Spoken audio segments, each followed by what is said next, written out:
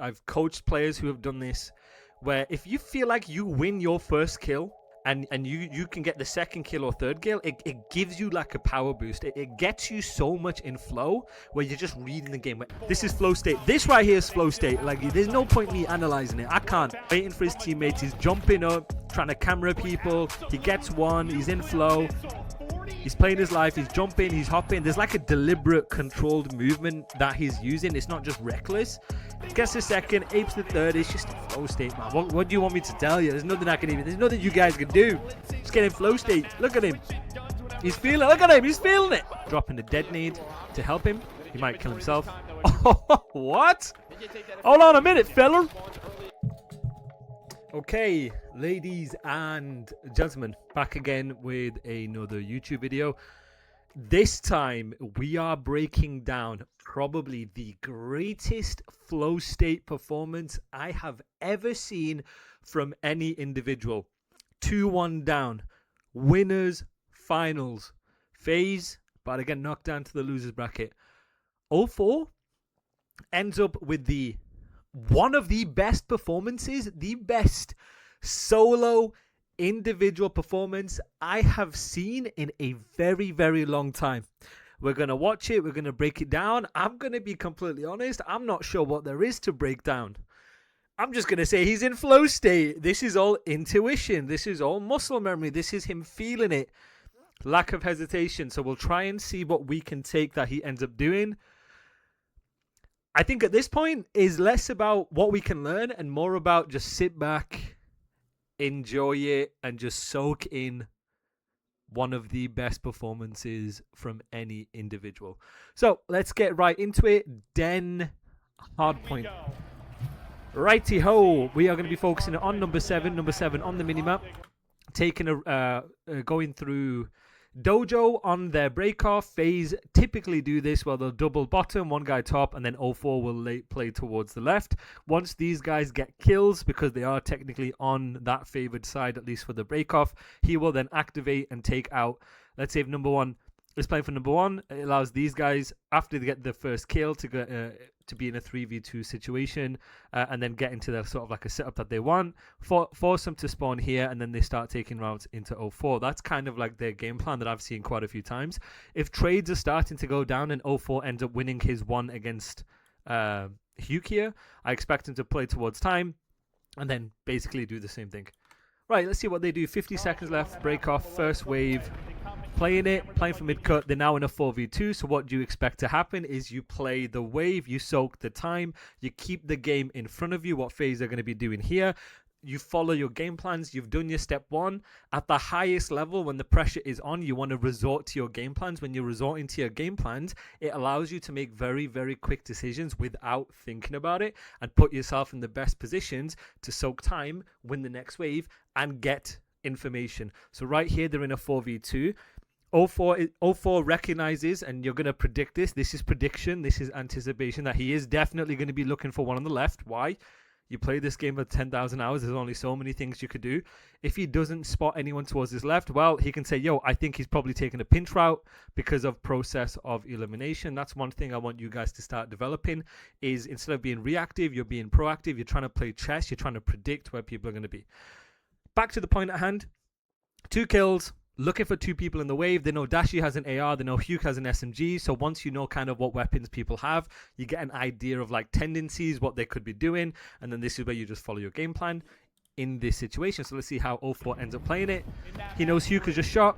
Probably got stunned. Runs away. Backs off. See, this is their game plan here. This is exactly what I've just called that they've done again. And this is the power of a game plan. Eve, just stay with me for 60 seconds. I'm going to tell you something about your own aim that is going to change the way that you shoot forever. Your aim is bad. I'm not trying to insult you. It is the truth. It's not your settings. It's not your controllers. It's not your internet. It's not your dead zone. You've changed your sensitivity about 50 times in the past 5 years. It's never going to fix it because the problem is not in your hands. It's in your eyes. When you say you need to train your aim, what are you actually training? Because most players, for you guys that are watching, you've never really thought about it. You load in, bot lobby, you just shoot. Aiming is not one skill. It is 4 completely different skills. Flicking, tracking, micro correction, target switching. Each one uses a different part of your brain. Each one needs a specific drill. Each one needs to be trained properly. What you are doing is the equivalent of going to the gym and you're just lifting random things. My pro players, my CDL champions have trained the same way as athletes that train their sport. One skill, one drill, one sequence at a time. That's why their aim is consistent and yours isn't. They're not more talented than you. They're more structured than you. So I give you that structure. 4 skills in the right order, the right amount. This is the whole point of my aim and moving masterclass for you to download. Inside, you'll get an aiming and movement video, a neuroscience of aiming guide, 30-day training calendar, champions daily practice planner, optimal CDL settings cheat sheet, and a before and after self-assessment. You download it once, lifetime access. Do this 20 minutes a day for 30 days. I will guarantee your aim will improve. Not just your aim, but how you aim and how you look at aiming. Check out dreal.co.uk and click this big gold button right here to get yourself on the course page, or check out the link in the description if you want it. Right, back to the video. Even if you know what the enemy's game plan is, game plans are there for a reason, because you're taking advantage. You're making use of advantageous positions to set yourself up for the next wave, either to team shoot, to trade, to play numbers, to get information. Right here, that's their game plan, is control here, spawn them on this side of the map, and force them into a funnel with 04. If 04 gets back down, he's going to play off number 6. This is how setups become really, really effective when you have good game plans. Then you have the timing in which you chal, and then you start to set up like bait and switches. So like right here, 04 can play information, he can play for his 1, he can play for his kill, his guarantee. But then if he's getting pressured, he's going to back off, and number 1 will try and push through. 6 will then have that information and help 04 when needed. But of course, in a perfect world, it's easy to do, but then you got to worry about these guys, so there could be a timing. So they'll like play off each other in that sense. So we look at what they're doing here. 04 ends up killing Huke here.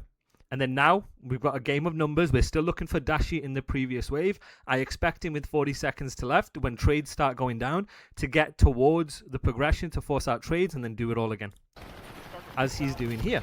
He has an SMG, so your micro is determined by your macro. So what I mean by that is how you end up taking fights, the positioning of your fights, like what's happening in the middle of your screen. A lot of it is going to be determined about what your job is for the overall team. If you know where you're going in relation to trades, flow, game plans, systems, you can then worry about and focus how you actually want to do that and put your weapon in the position of power, or get to the next best position in order to help you get a percentage increase in the fights that you're taking. Obviously, in the moment, you're not thinking about all these things, but in hindsight, when we do VOD, when you do prep, you kind of want to break it down, get into the detail, so then you can replicate it next time you play. So right here, as they get numbers, I expect them to help each other. He's going to spawn up, refill when necessary. So 38 seconds left. I expect 04 with an SMG. Oh, sorry, he has an AR to take AR fights. Here, he can take an AR fight top, AR fight broken, and in his stomach, he's going to read his, like, when are they spawning, the timings, and then he'll check the left wherever he needs to. So 38 seconds left. So right here, still playing for it. He gets 1. COD is a game of numbers. We're looking for 2 more. We know 1 guy's top broken. These 2 have just spawned, so now this is where they're going to follow their game plan. We're going into wave number 2. Beautiful stuff. Squares up with an AR. This guy is feeling it. And one of the biggest things, and I felt this as a player, I've coached players who have done this, where if you feel like you win your first kill of a break-off, and you can get the second kill or third kill, it gives you like a power boost. It gets you so much in flow where you're just reading the game, where everything just feels good and you start to snowball it. It's like really, really interesting to see how like players who win the breakoffs, and this is why breakoffs are so important, they can end up snowballing the game because they're just feeling it. They're feeling the timings. They're feeling where the pressure's coming from. The game, they're in good positions to then kind of make use of that. Right, number 7, bumping out. Game plan, we know exactly where they're spawning. So now he's going to get into a good position with his weapon. Iron up, get information, try and get another kill for the next wave. 30 seconds left. What do we want to do? We want to keep the game in front of you. So far, 04. Right here, good position with an AR. ends up challenging 2 because he's feeling it. But now, because he's died, we have information of where 2 people are. Abuza does a good job of staying down because we force him into a funnel. Right, 7's going to come off spawn as the last guy in flow. Where he spawns is going to tell you where number 2 is. So if he spawns around here, he's going to be like, all right, yo, I'm going to pick up the pinch. There we go. He's going to pick it up instantly. And really good plays by 04. And one thing for you guys, what you're watching, and I work with so many players in ranked where they don't really understand this, but your spawn, every single spawn that you get is determined by the enemy, will tell you where they are or where their furthest progression is going to be. The game has a map progression weighted skill spawn system with the quadrants. So based on where you're spawning, how far away you're spawning from the hill, are you in the left, middle, or right, that'll tell you where their furthest pushed up guy is. Right here, 7 has spawned up, and because number 2 is taking a route, 7's going to read instantly, yo, someone's pinching, I'm going to play for it. Has an AR out, interestingly enough, and just irons up and makes the kill easy for him. And now what he can do with 20 seconds left, because they have numbers in a 3 versus 2, with 20 seconds left, we can now try and play to flip. We can try and push out. I expect him to get this kill and either go top and bump out or go bottom and bump out. We'll see what he ends up doing. He goes top with his M15. We should start bumping out here, which they're trying to do. 04 with another kill. Beautiful stuff here. So right here, very, very good job. Aping it down. 6 is calling out. He's here. He's aping it. He's blitzing it. Now they've got 2. Now what they need to do, 1 guy in hill, 1 guy outer. They just got to do something together while they spawn out. So they have to be fast here together, which they are. And he's blitzing, clearing common spots. Look at the way he does it. So this is deliberate practice. And I know these guys use deliberate practice. Shout out to Fish and Crowder and RJ. And when you get into, again, linear situations, you could do the same thing over and over and over. Pro COD is about finding things that work, double down on it, and practice it, practice it, practice it, practice it. And this is something you could tell he's practiced. He does in scrims. Look at the way he's using his movement, bouncing off that. And this is more so for you lower guys in ranked.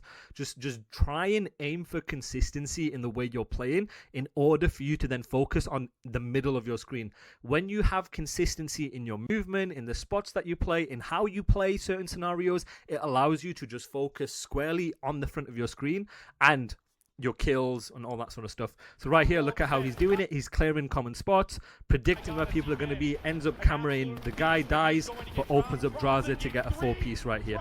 Beautiful stuff. Now we're on our step 2 of the P2. Now 04, 3rd guy in flow, he's going to spawn up. Looks at his mini-maps, understands what his spawn means, understands there's nobody left in the wave. Now what he's going to do is the 3rd guy is refill whatever lane is open.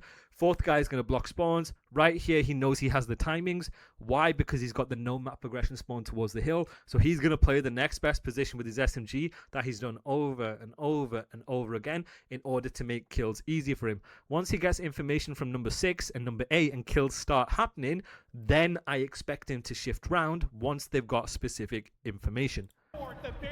So right here, plays an SMG position, probably slid cancelled it, and now he's trying to push up and take a timing. Again, this is the double-edged sword playstyle of 04. Sometimes blitzing works, sometimes it doesn't. He was banking on the fact that everybody was banging through front, and he was hoping that the entire pressure was front. I can't fault the fact that he tried to pinch it, because he tried to pinch it on a fresh wave, which is one of the 2 situations you can. Gets really unlucky, gets information, causes number 5 to shift over and trade. They spawn at the back. He's going to spawn out. Number 7 spawning out. 04 is now screaming, yo, they're going to be at the back. And then they're going to turn around. And then they're going to play the wave. He's going to refill where necessary. He has an SMG, so he's going to play SMG positions, take SMG routes. Good use of a stun, good use of a nade, dropping a dead nade to help him. He might kill himself. Oh, what? Hold on a minute, fella. How's he done that? He's dropped a dead nade. I'm assuming to stop Shotzi from flying in. Ends up running into that. He doesn't. This is one of them situations where just because he had a really, really good start and he's in flow and he's feeling it, currently 9-4. This is the moment where he threw a nade, bounced it off a door accidentally. It looks like it's accidental. It hit. He is probably feeling godlike. He's probably feeling, oh my God, I can do no wrong. He's feeling on top of the world right now. 14 seconds left. He knows they got rotation to new. 1 guy was couches. He's going to play for it. Not missing. Playing with super confidence. Has this mini shotgun out. Calls out. He's gone through mid. And look at him trying to blitz him. ends up getting challenged by 3, doesn't want to take the AR fight with an SMG, especially when he's weak, obviously because number 3 shot first, ends up taking the route. He's trying not to commit to a fight because he's weak and he's going to be a free kill, basically, for Optic. Ends up reshifting around, tries to get to number 6 from a flow perspective. They need to get aside because this is a bad situation. He's playing for his kill dojo. Simp is making a pinch play, so he's decided to not get any more progression dojo because he needs to play for his kill first. This is the wave by wave mentality. You got to get your kills first, right? And then he's decided once he's got that kill, once we've got a side, then we can go to step 2 of our game plan. So he's going to get towards that side of the hill, I imagine, and he's going to play off number 6. And this is where, again, game plans become really, really important because this is how you maximize the advantages you're in. I'm guessing from their game plan, I imagine 7's going to bump out to their side. 6 is going to play for information. When 6 gets info, he's going to bait out for number 7 to then chal off the head glitch here and fight. I expect them to do that. I think 8 will then start bumping across. And then obviously based on where Abuza spawns, he'll get a no-map progression spawn. He can refill wherever is necessary. Yep, he's doing it now. So you see where the pressure's coming from. Obviously, Draz has got 2. And then 04, as I have just said, is now in a position where he can try and at least help. Obviously, Draz is feeling it. He gets 2. Not gonna nitpick that. Like that's him doing him. And now he's trying to play it. And now he's the first guy in flow, so now he's gonna play a position to bring his teammates into the play. And you'll see this quite a bit from FaZe on all of the P3s that they play. Is they'll have this sort of setup where this first guy, obviously exclude the draw situation, but this first guy normally is trying to force the enemies either from here or from here or from here into like a funnel to then fight out. It's almost like this bait and switch. Like he's not gonna challenge until his teammates have been challenged because he's gonna chow off that. So like he'll pre-fire off that, and you'll see it quite a bit where he's kind of taking advantage of the timing, that micro timing. So right here, 6 will give him information. He won't do anything. He will iron. He will let the game come to him. He won't do anything. He'll hold it until he gets chowed. Number 3 chows number 6, and he'll peek out and get a free kill. So number 6 shoots, sees both. Now he's gonna chow, and that's it. That's how you get free kills. And I need you guys to really understand, if you want to push the high levels, and this is more for challenges when you get to that level, is you don't have to feel like you do everything. This is the mindset I keep on preaching for SMGs. As an SMG player, your job is to play your life, not to get kills, if that makes sense. ARs are the ones who play to get kills because the best AR players need to get kills from distance in order to be effective on the team, right? They got to look for kills. For SMGs, it's the opposite way around. The more that you play your life, the more that you'll be put in positions to actually naturally get kills from the position you're in. It's going to sound weird, but bear with me. Right here, he's done his 25%. This is how I know the teamwork from FaZe is fantastic. This is the discipline being 2-1 down from 0-4.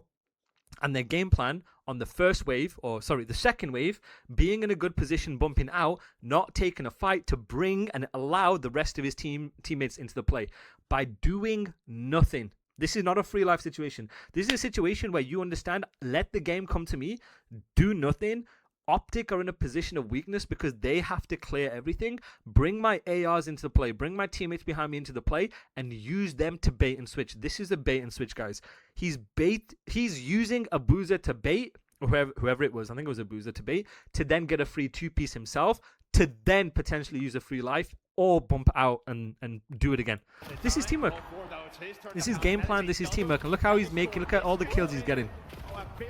Obviously, Shotzi gets 2, but really, really good job from FaZe overall game plan-wise in order to hold that wave. Right, we know all the pressure's coming from the back. Good nade, 04. Look at him. Good nade. One of the biggest problems I have with you guys in ranked is you guys don't use your nades nearly enough, especially for supporting nades. Don't forget, guys, your utility. If you are the 3rd guy, 4th guy in flow, and you're about to team fight, guys, use supporting nades. If you can't get to the fight immediately or quick enough to do something, your nade is an extension of your reach. Your nade can get into the fight before you can. So if you use your nade and you just lamp your teammates, just throw it on your teammates, wherever the pressure is coming from, you can help them, get them weak, get them stunned, wherever it is, to make the fights easier. And that's how you'll get situations like this, where you get 2 free kills. especially when you are the third guy or fourth guy in flow. Then it opens up him with a position and timing to push out and do something. He's basically just kept FaZe in this P3, especially when they know where they spawn in and where the pressure's coming from. Now he gets all 4. 18 and 5, screaming dead, bumping out. Shotzi gets a close spawn now, all good. So right here, 2 seconds left. What's he going to do? He's going to play for old. He's going to chase number 4 here.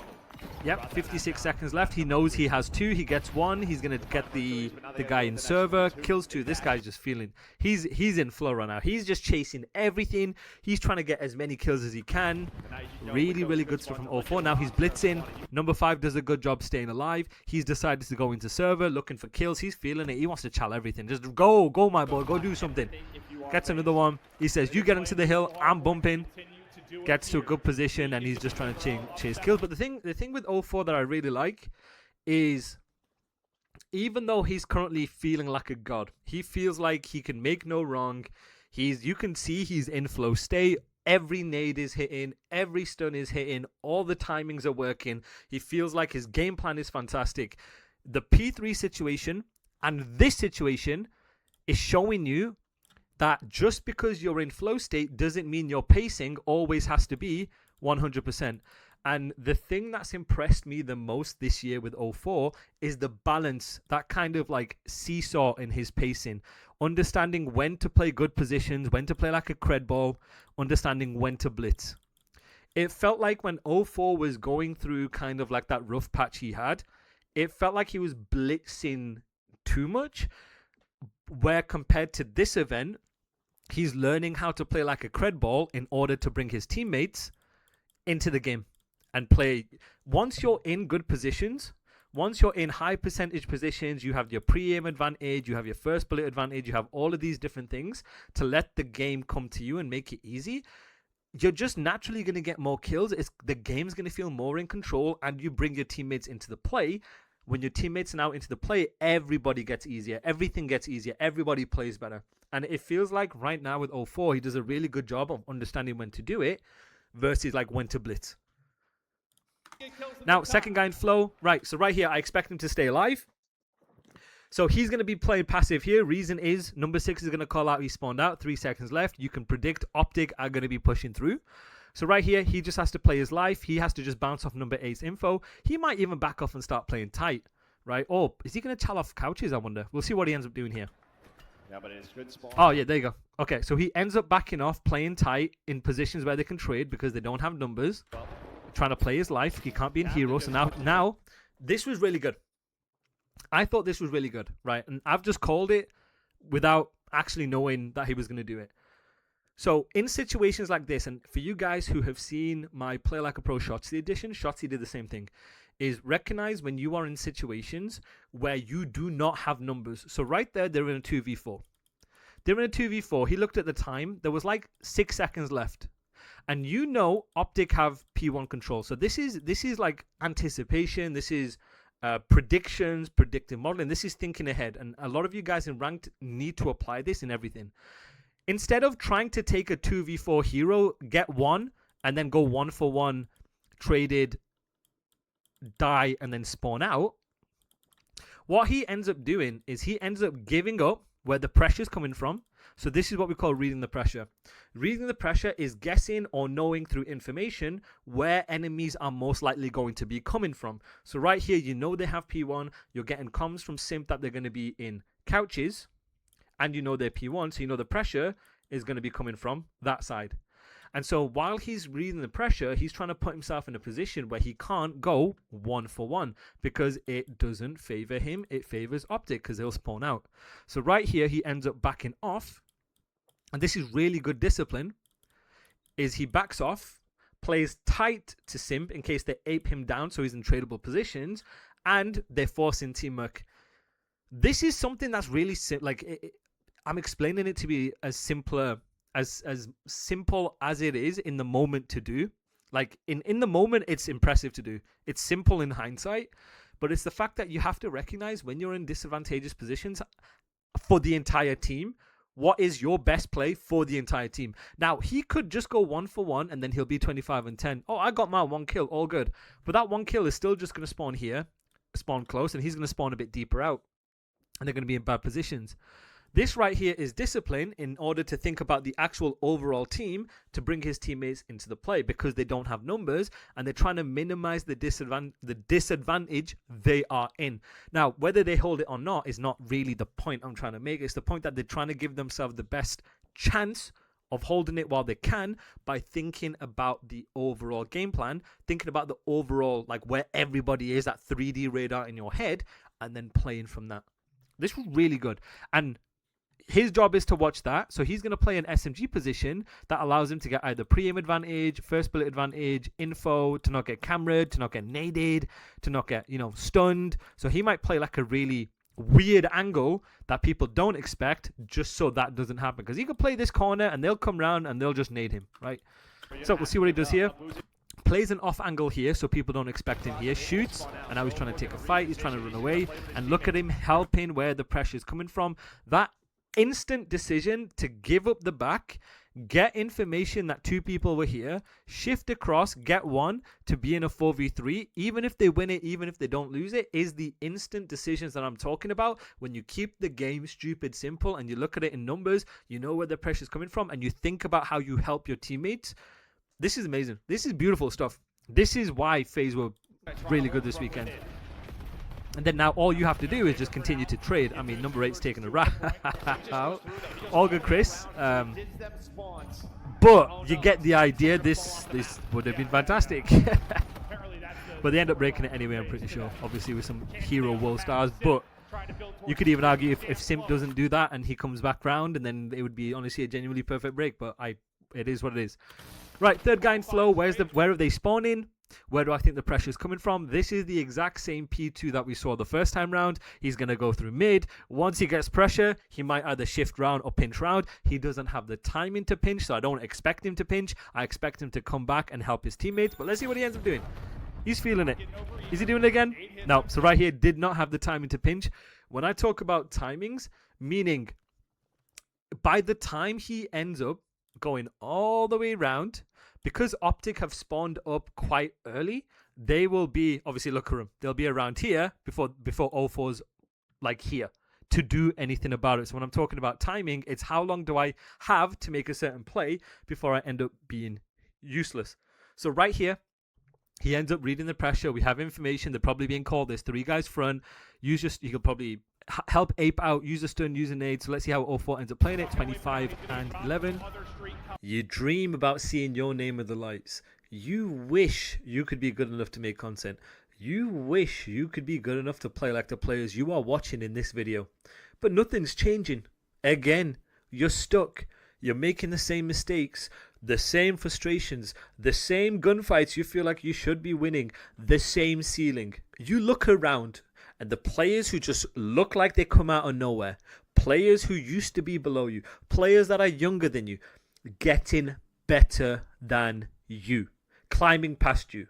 They're the ones who get the opportunities. And you're sat there and you don't know why. My name is D-Real. I am the 2023 Call of Duty World Champion. I have spent over 10 years at the highest level of Call of Duty. I've coached players like Hydra, Crimsix, Sib, Clayster, Neptune, Skies. I've even coached Myth. He has 11 million followers. I'm a CDL World Champion. I've won 15 titles and challenges.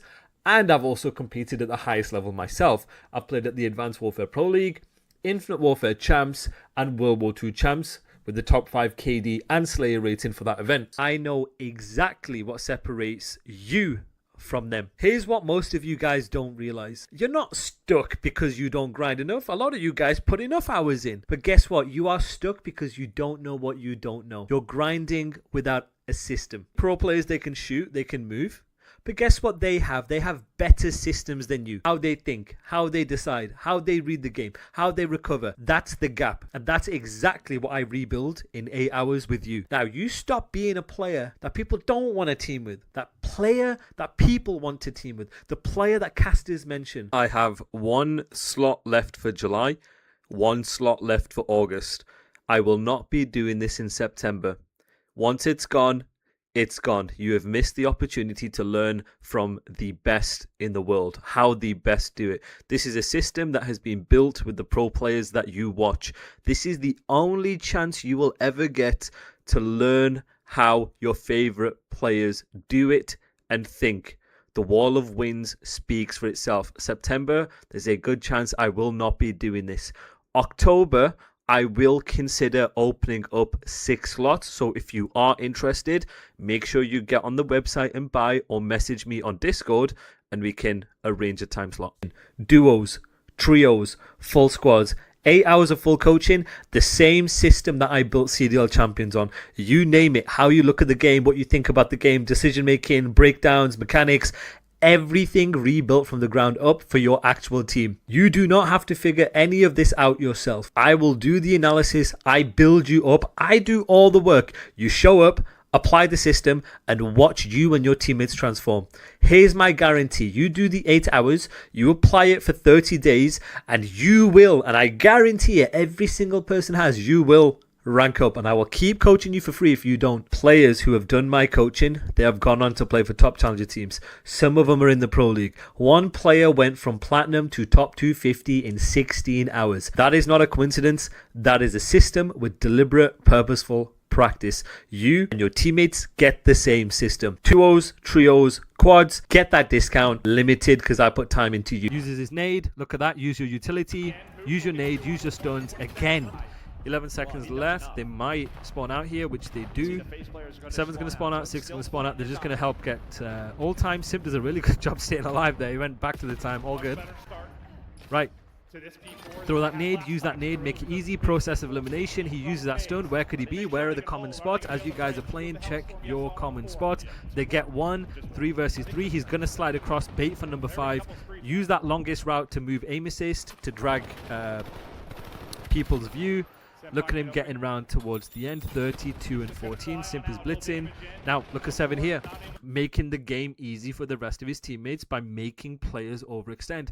One player who is really, really good at doing this, who thinks about kind of like the overall level, is Kismet. Kismet, I will always say, forever say, is one of the best SMGs, one of the best selfless SMGs in the game that allow you to bring your teammates into play. He is fantastic at making the game easy for everybody else by doing stuff like this. He was fantastic at, like, when do I need to play Creddy to make people overextend? When do I need to blitz out and ape out to drag aim assist? It's all very situational, and he's fantastic at doing that. 04 kind of reminds me of the same way, especially this map, and the discipline of his pacing, of when to play Creddy, when to bring his teammates in, when to blitz. It's kind of reminding me of that. And you see here, making him overextend, pre-firing where he thinks people are going to chow him, and then just look, we're just team fighting with the teammates. It may work, it may not work, and then now we're blitzing, but you get the idea of kind of like what he's trying to do. Trophy down, 20 seconds left. Do they use a streak here? I didn't watch this game, so I'm not too sure. They're going to blitz together again. How many nade kills has 04 gotten? I think he's gotten at least, what, 10 kills with his nades? Never mind his elims with stuns and nades. Really good nade to break it. They end up, oh my god, he's nearly jumped out and cambered him. Alright, we're going to skip it forward a little bit. 5 seconds left. Now, we know they have ult, so we're going to take our numbers to new and just ape out. Look at us aping. Last guy was on the time. Where could he be? It's Dashi. Is he going to be taken out within a 15? Most likely not. So look at him. Let the game come to you. Let the game come to you. Let the bodies hit the floor. Let the game come to you. And then look at number 7. Shifting where the pressure was coming from. So once he gets information, he's trying to help his teammates. He thought he cleared his timing. Gets really bad timing here. Gets one. Ends up turning round. Gets another. Now we know where the last guy is. So we just got to crossfire him. We can team shoot him. Take the fights confidently together. He'll refill when needed. He's going to take another route. I like that. I've seen him do this quite a few times now, where regardless of the flow, he will take a route in order to make the game easy for the rest of his teammates. I do like that. Even though sometimes it kind of can get sketchy. But again, how many more nade kills is this guy going to get? This is the school of Simp right here. I'm telling you, Simp everyone Simp plays with is just really good with their nades and stuns. And look at him playing his life. When I keep saying SMGs are, your job is to play your life to bring your teammates into the play. And just look at him. He's aping. 2, 3, screaming dead. This is flow state. This right here is flow state. Like, there's no point me analyzing it. I can't. He just knows what he's doing. He's Ultra Instinct Goku. He's playing his life. He's waiting for his teammates. He's jumping up, trying to camera people. He gets one. He's in flow. He's playing his life. He's jumping. He's hopping. There's like a deliberate, controlled movement that he's using. It's not just reckless.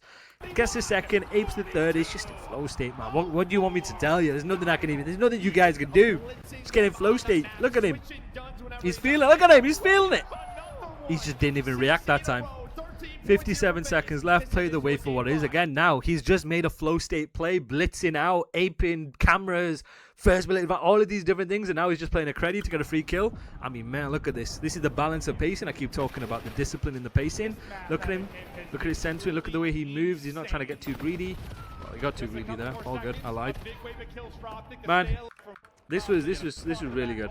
This is hella good. What else could you do? He's 44 and 20. 44 and 20. Right, first guy, we're going to give up the time. We're going to rotate from you and just look at us just waiting together, taking the out route. I mean, they should be. I think they beat us, right? Yep, calling in the streak, 44 and 21. This is GG's. There we go. What can you do? What can you do against such reckless hate? All right.